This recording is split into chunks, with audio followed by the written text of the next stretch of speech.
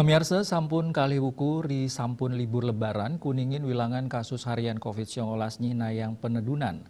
Raris ring tanggal 3 Mei, wilangan inucap tedun kantos penyatusan diri.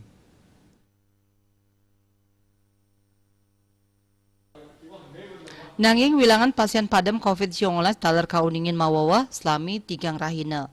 Asa punika taler pawawahan pasien COVID-19 sanekena kauningin nincap, sayang sarang rahina sedurung nyane, inggih punika satak ulung dasa 5 diri, rau mangkin mungguh ring wilangan 900-an diri.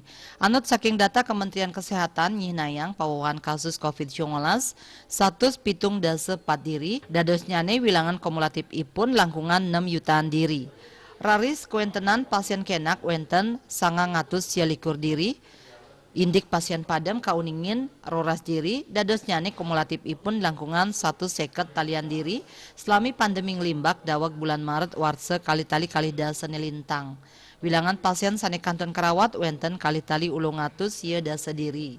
Suspek wenten kali-tali telungatak nanggu dasa diri.